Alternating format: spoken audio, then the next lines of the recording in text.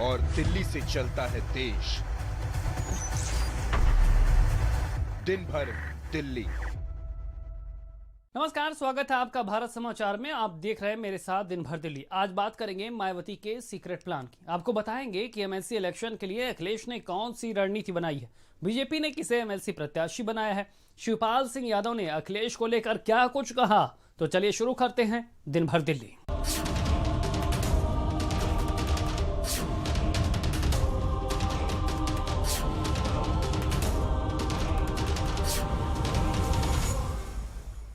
किसानों और सरकार के बीच हुई बैठक एक बार फिर बेनतीजा रही। अब अगली बैठक 19 जनवरी को होगी। रिपोर्ट देखिए।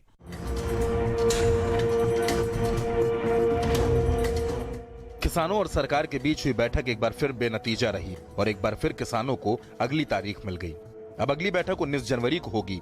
किसान नेताओं ने कहा कि सरकार से बात करना समय की बर्बादी है। सरकार एमएसपी पर बात करने से बच रही है, हर बार नई तारीख दे देती है। मीटिंग में कुछ नहीं हुआ बोला ना, ये खाली वेस्ट जब टाइम हो रहा है, कोई काम नहीं आ रहा है। सुबह से शाम तक 5 घंटा बैठा है, कोई फ्रूटफुल बात नहीं हुआ और सरकार वो अपना कानून वापस लेने के तैयार नहीं है। और हम बिना वापस लेके हम समझते किसान बच नहीं सकता, इसी जगह में खड़ा है। वही बात चलते चलते तय हुआ 19 तारीख फिर दोबारा बैठेगा, वही तारीख पे तारीख। राकेश टिकैत ने कहा कि हम कानून वापसी चाहते हैं, इससे नीचे कुछ भी मंजूर नहीं। बातचीत का बेनतीजा रही। पूर्ण रूप से बातचीत शांतिपूर्ण बात हुई, उसका कोई हल नहीं उसका निकला अभी, और 19 तारीख में फिर बात करेंगे। लोग ने ये भी कहा कि सुप्रीम कोर्ट की कमेटी के सामने नहीं जाएंगे सरकार से। नहीं, वहाँ पे नहीं कहा जाता, इस तरह की कोई बात वहाँ पे नहीं हुई। जब हम नहीं जा रहे तो वहाँ स्पष्टीकरण थोड़ा देने की जरूरत है। यानी सरकार से ही बातचीत करेंगे। हाँ, सरकार से ही बात 19 तारीख को जो बातचीत होनी है हाँ करेंगे, 19 में बात करेंगे। केंद्रीय कृषि मंत्री नरेंद्र तोमर ने कहा कि 19 जनवरी को होने वाली बैठक से हमें कई उम्मीदें हैं। अभी चर्चा निर्णायक मोड़ पर नहीं पहुंची है। चर्चा निर्णायक मोड़ पर नहीं पहुंच पाई और उसके बाद यूनियन और सरकार दोनों ने मिलकर ये तय किया कि 19 जनवरी को दोपहर 12 बजे पुनः चर्चा करेंगे। मुझे आशा है कि जो चर्चा आज हुई है, यूनियंस उस चर्चा को आगे बढ़ाने का प्रयत्न करेंगी। 26 जनवरी को किसानों के मार्च को लेकर राकेश टिकैत ने कहा कि एक तरफ परेड होगी तो दूसरी तरफ किसान होंगे, दोनों की मुलाकात वहीं होगी। 26 जनवरी में ये है हमारा प्लान कि ये पता चला कि वो राष्ट्रपति भवन से और इंडिया गेट तक वो यात्रा निकाल लेंगे। उन्होंने यात्रा अपनी शॉर्ट कर दी, जो परेड है, और हम लाल किले से निकाल लेंगे इंडिया गेट तक, तो दोनों का मेल मिलाप वहीं होगा। नोएडा और गाजियाबाद में प्रदर्शन का सिलसिला जारी है। नोएडा में किसानों का दंगल देखने को मिला। हम 19 तारीख को सरकार से ये कह देना चाहते हैं, 19 तारीख को समान कछु न कछु 4 दिना में अपनी वार्ता कर लो, सब काम कर लो और समाधान कर दो। समाधान नहीं करोगे तो 26 तारीख को झलेगा नहीं मामला, 26 तारीख को मामला बिगड़ जाएगा। किस बात की बैठक कर रही है? पहले राउंड से लेके आज 10वें राउंड तक सरकार ने एक बार ही बात नहीं की है, बार-बार आगे डेट बढ़ा रही है। क्यों वार्ता कर रही है, क्यों बुला रही है हमें? सुधार क्या हो रहा है? ये तो तारीख पे तारीख दे रहे हैं, ये कोई सुधार नहीं है, ये तो किसान को गुमराह कर रहे हैं। हम किसान हैं, हम तब तक उस खेत को नहीं छोड़ते जो बंजर होता है, जब तक उसे उपजाऊ न बना ले। ये सरकार का पीछे हम तब तक नहीं छोड़ेंगे, तब तक ये तीनों कानून वापस नहीं ले लेती। कानून वापस तो घर वापस, तब तक आंदोलन जारी। 19 जनवरी को होने वाली बैठक में अब किसानों और सरकार के बीच चर्चा होगी। फिलहाल किसानों का रुख साफ है कि वो कानून वापसी होने तक प्रदर्शन करेंगे और 26 जनवरी को होने वाले कार्यक्रम की तैयारियां कर रहे हैं। ब्यूरो रिपोर्ट, भारत समाचार। किसानों के समर्थन में कांग्रेस ने किसान अधिकार दिवस मनाया। राहुल गांधी ने मोदी सरकार पर निशाना साधा। इस रिपोर्ट में देखिए।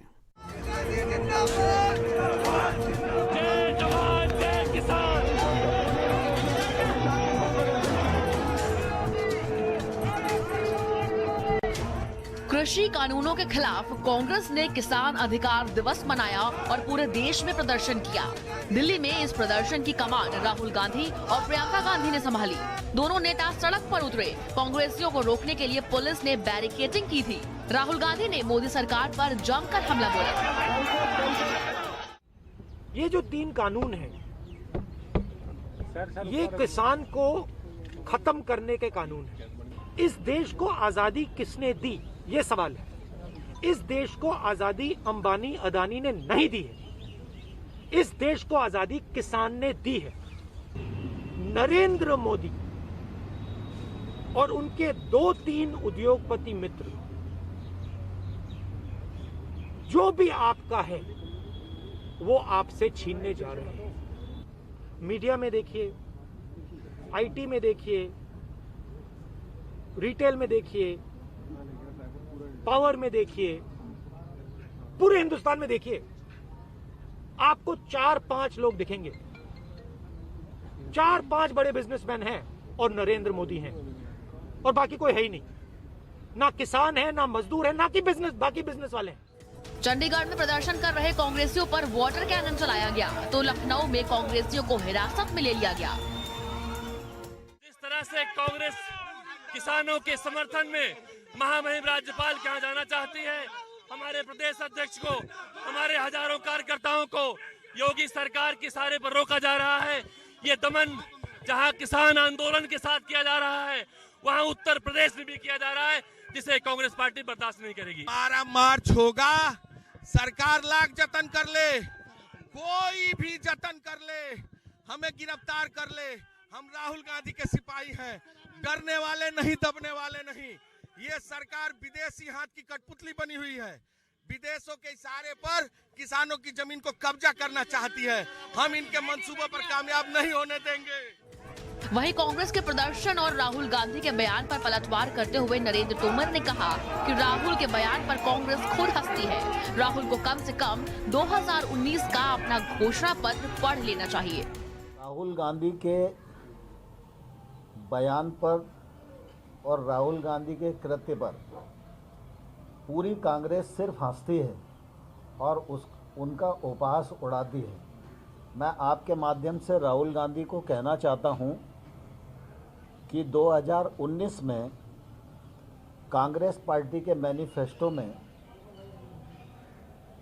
ये रिफॉर्म वो करेंगे, यह वायदा उन्होंने लिखित में किया था।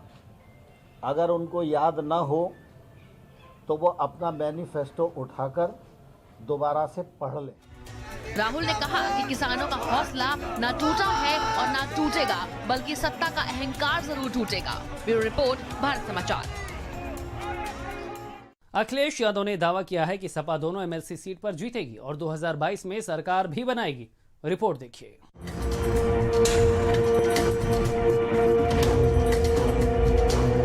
एमएलसी चुनाव के महासंग्राम के लिए सपा के 2 योद्धाओं ने अपना नामांकन कर दिया है।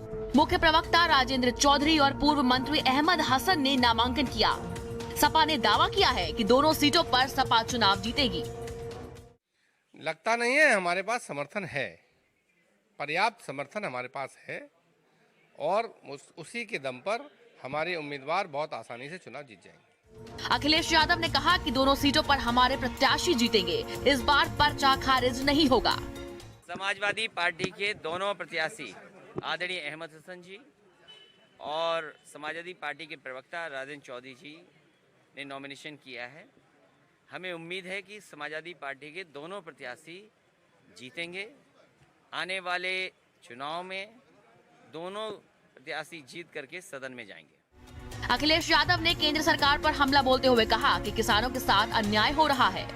किसान के लिए काले कानून लाना, ऐसे कानून जिससे कि कुछ लोगों को तो लाभ पहुंचेगा, लेकिन जो आम किसान है उसको लाभ नहीं मिलेगा। बाजार का कंट्रोल कुछ लोगों के पास चला जाएगा। किसान की पैदावार और पैदावार के बाद जो और प्रोडक्ट्स बनते हैं उसका भी कंट्रोल दूसरे लोगों पे चला जाएगा। आखिरकार ये कहाँ का फैसला है भारतीय जनता पार्टी का कि किसान को खत्म कर दें और कुछ लोगों को लाभ पहुंचा दें। अखिलेश ने कहा कि यूपी में बीजेपी की सरकार में किसी युवा को कोई रोजगार नहीं मिल रहा है। आजम खान पर झूठे केस दर्ज कराए गए। यूपी में पुलिस कस्टडी में लोगों की मौत हो रही है, फेक एनकाउंटर हो रहे हैं। 2022 का चुनाव बहुत अलग होने जा रहा है। उत्तर प्रदेश की जनता, खासकर गरीब किसान, छोटा व्यापारी, छोटा दुकानदार, युवा, नौजवान और महिलाएं, माताएं सब इंतजार कर रही हैं कि कैसे मौका मिले और इस भारतीय जनता पार्टी की सरकार को हटाएं। इतने पॉलिटिकल लोगों पे झूठे मुकदमे लगे, क्या आदरणीय आजम खान साहब पे झूठे मुकदमे नहीं लगे? आजम खान साहब जेल से न निकल जाएं, इसलिए लगातार सरकार ये कर रही है। और केवल वही नहीं, और भी पॉलिटिकल लोग हैं जिन पर लगातार ये सरकार लगा रही है मुकदमे। आपने कितने फेक एनकाउंटर किए? आप फेक एनकाउंटर करने वाले लोग हैं। आपको सबसे ज़्यादा नेशनल ह्यूमन राइट कमीशन की नोटिस मिली हैं, सबसे ज़्यादा उत्तर प्रदेश को कस्टोडियल डेथ हुई हैं। क्या इसका कोई जवाब है सरकार के पास कि कस्टोडियल डेथ कितनी हुई है?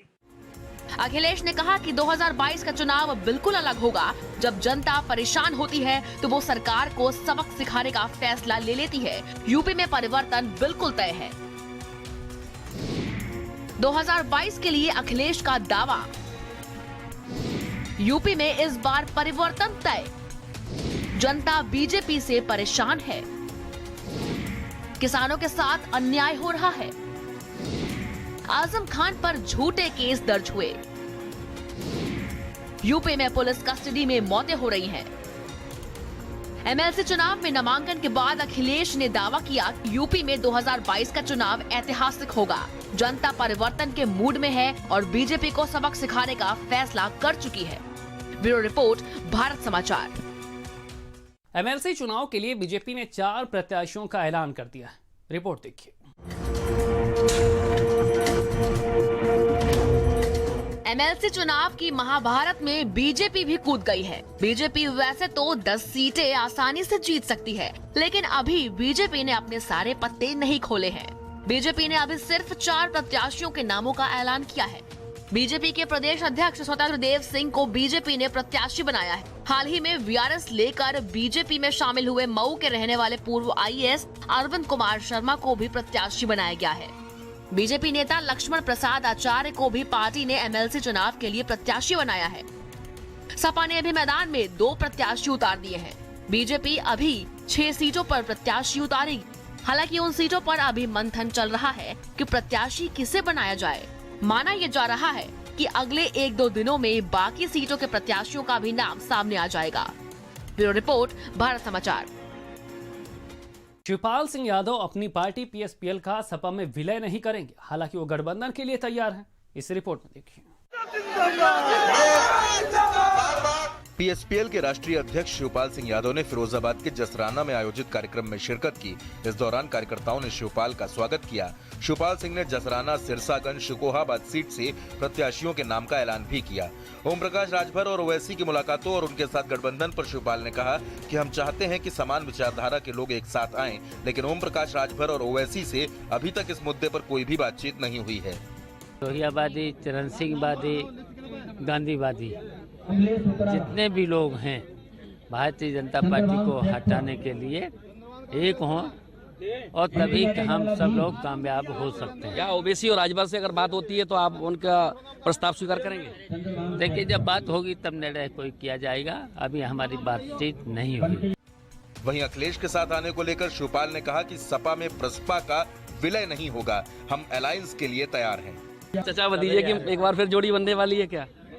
देखिए, हमने तो कहा है कि अलायंस करो, अलायंस कर सकते हैं, विलय नहीं। शिवपाल सिंह लगातार अपने प्रत्याशियों के नामों का ऐलान कर रहे हैं और वो सपा में विलय करने से साफ इनकार कर चुके हैं। यानी अखिलेश और शिवपाल का साथ आना फिलहाल मुश्किल नजर आ रहा है। जितेंद्र शर्मा, भारत समाचार, फिरोजाबाद। अपने जन्मदिन के मौके पर मायावती ने ऐलान किया है कि वो 2022 में किसी भी दल से गठबंधन नहीं करेंगे और बीएसपी अकेले चुनाव लड़ेगी। रिपोर्ट देखिए।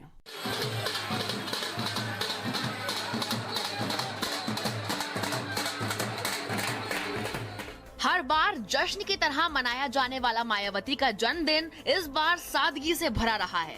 मायावती ने पहले ही अपने कार्यकर्ताओं को निर्देश दिया था कि उनके जन्मदिन पर कोई कार्यक्रम न किया जाए, बल्कि जन कल्याणकारी दिवस के रूप में उनका जन्मदिन मनाया जाए और गरीबों की मदद की जाए। जन्मदिन के मौके पर मायावती मीडिया के सामने आई और उन्होंने अपनी किताब मेरा संघर्षमय जीवन का विमोचन किया। लखनऊ में भी बीएसपी नेताओं और कार्यकर्ताओं ने मायावती का जन्मदिन मनाया। मायावती के जन्मदिन के मौके पर पूर्व सीएम अखिलेश यादव ने उन्हें ट्वीट कर बधाई दी। प्रसपा प्रमुख शिवपाल सिंह यादव ने भी मायावती को बधाई दी और उनकी लंबी उम्र की कामना की। तो पूरे यूपी के सीएम योगी आदित्यनाथ ने भी मायावती को बधाई दी और प्रभु राम से उनके लिए कामना की। मायावती का 65वां जन्मदिन, सीएम योगी ने दी शुभकामनाएं, अखिलेश ने भी दी बधाई, शिवपाल ने की लंबी उम्र की दुआ।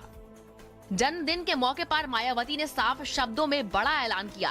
मायावती ने कहा कि बीएसपी अपने दम पर यूपी और उत्तराखंड में विधानसभा चुनाव लड़ेगी और 2022 में यूपी में किसी भी दल से गठबंधन नहीं करेगी। आज मैं अपने जन्मदिन के मौके पर ये भी स्पष्ट कर देना चाहती हूँ कि कुछ ही समय के बाद उत्तर प्रदेश व उत्तराखंड स्टेट में भी एक साथ यहाँ विधानसभा के आम चुनाव होने वाले हैं। इन दोनों राज्यों में हमारी पार्टी अकेले अपने बलबूते पर ही यहाँ सभी विधानसभा की सीटों पर पूरी तैयारी व दमदारी के साथ ये चुनाव लड़ेगी। मायावती ने कहा कि यूपी की जनता 2022 में बीएसपी को सत्ता देने का मन बना चुकी है। वहीं मायावती ने यूपी के लोगों से वादा किया कि अगर प्रदेश की जनता को फ्री में कोरोना वैक्सीन न लगाई गई तो बीएसपी की सरकार आने पर पूरे प्रदेश में लोगों को ये वैक्सीन फ्री में लगाई जाएगी।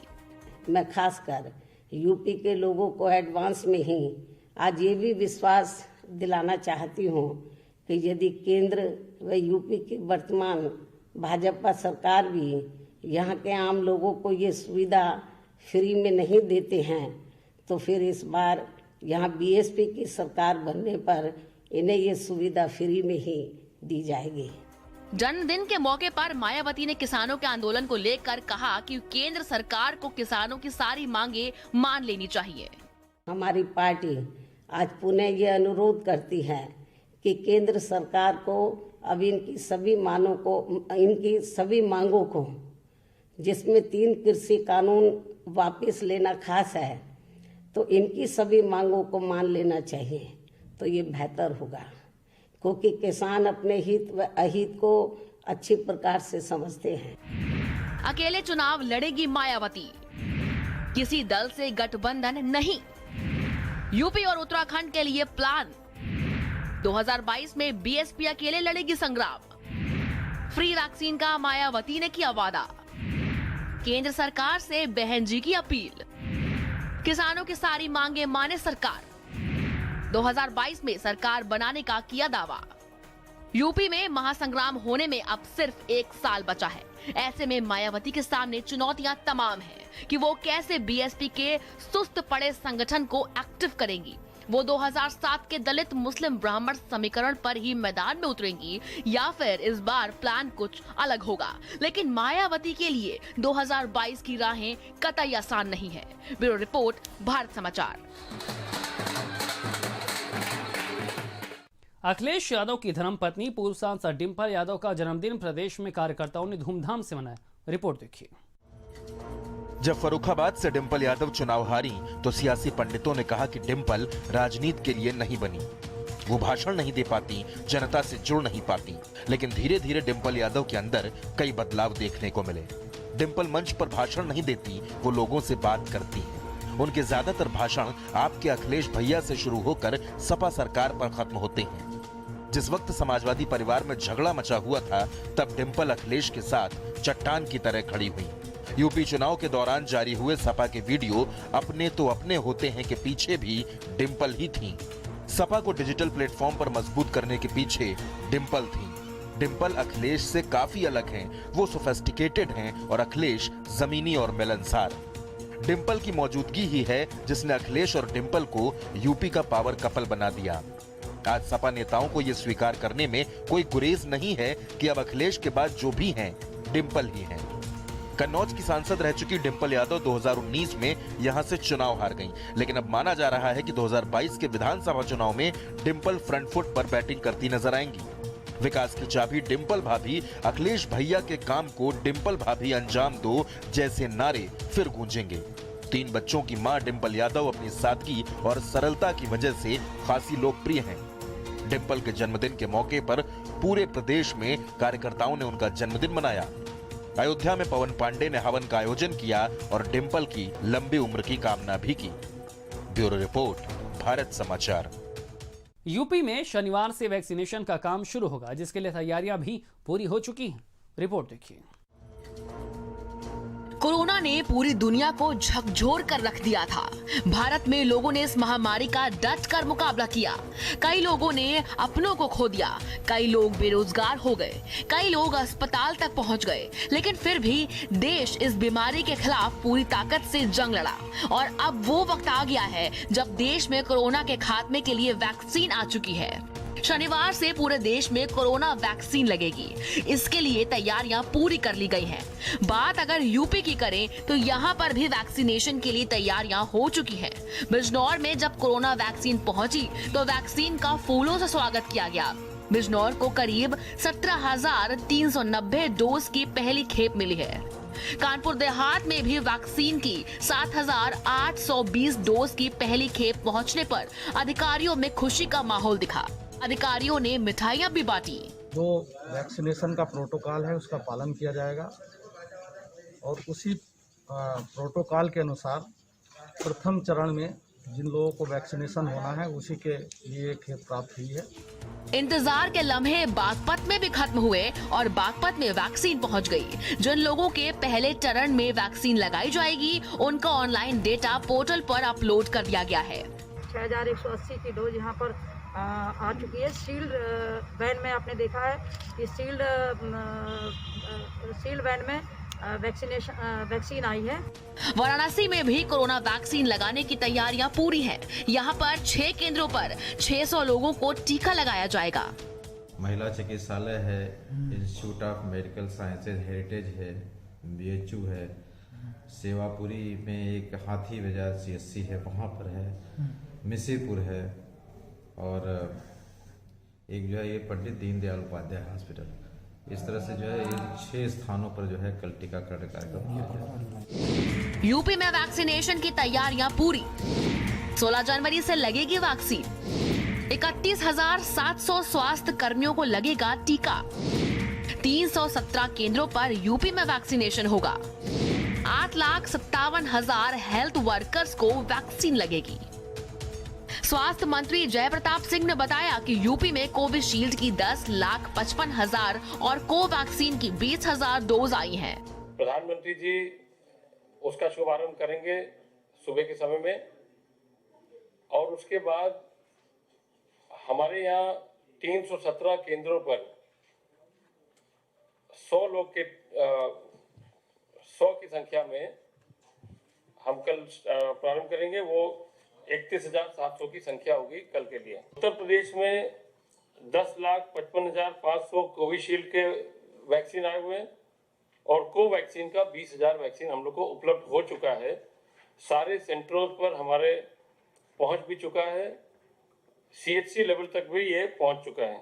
अभी तो आपका हेल्थ वर्कर्स, फ्रंटलाइन वर्कर्स, अभी जो सप्लाई हमको serum institute and Bharat biotech से जितना भी मिल रहा है, जैसे 11 लाख हमको मिला है, 11 लाख हम अपना शुरू कर देंगे। 1 डोज के बाद फिर हमारा 28 दिन के बाद सेकंड डोज होगा। सेकंड डोज के 14 दिन के बाद हमारे अंदर एंटीबॉडीज डेवलप होगा। ये प्रक्रिया हम अभी इन हेल्थ वर्कर्स के साथ प्रारंभ कर देंगे। जैसे जैसे हमारा सप्लाई आते रहेगा वैसे हम उसको आगे बढ़ाते रहेंगे। वैक्सीन की मदद से कोरोना का काम तमाम हो जाएगा। हालांकि वैक्सीन लगवाते वक्त भी सोशल डिस्टेंसिंग, मास्क और ग्लव्स जरूरी होंगे। पहले फेज को लेकर अधिकारियों ने कमर कस ली है और अब यूपी में कोरोना से फाइनल जंग का ऐलान हो चुका है। ब्यूरो रिपोर्ट, भारत समाचार। गाजियाबाद में एक स्कैम सामने आया है। यहाँ प्राइवेट बसों को यूपी रोडवेज की बसों की तरह तैयार करके चलाया जा रहा था और लोगों से किराया वसूल कर यूपीएसआरटीसी को लाखों का चूना लगाया जा रहा था। रिपोर्ट देखिए।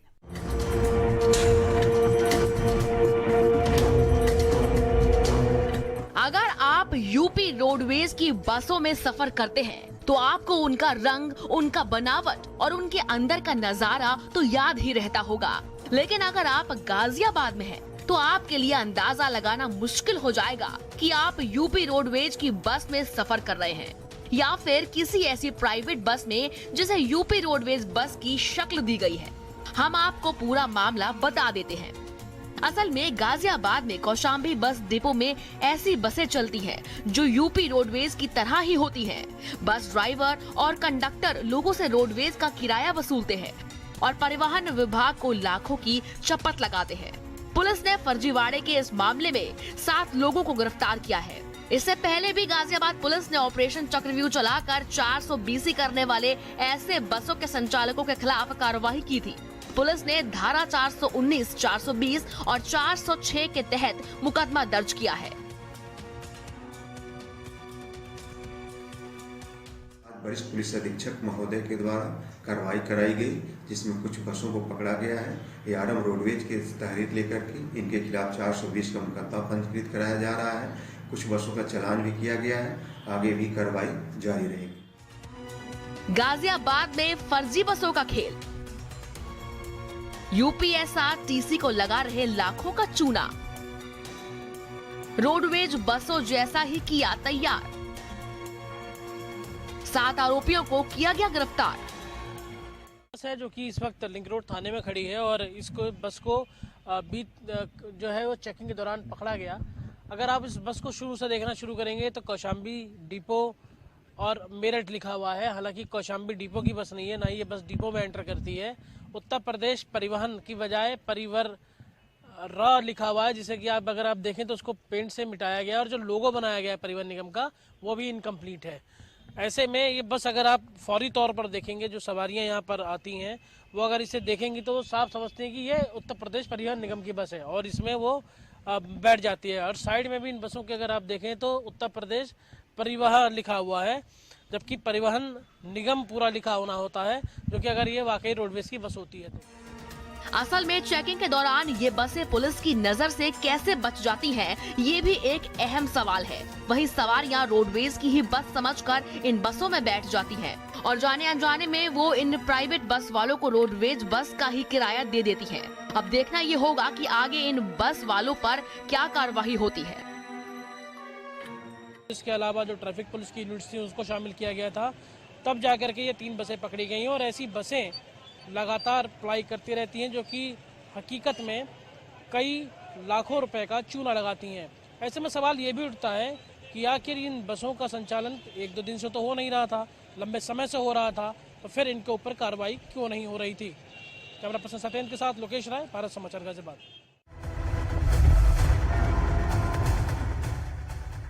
यूपी से चलता है दिल्ली और दिल्ली से चलता है देश। दिन भर दिल्ली।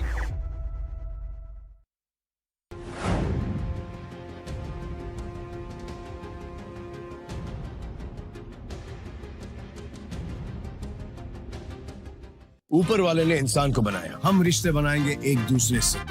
गोल्डी मसाले, जहां भी जाए रिश्ते बनाए।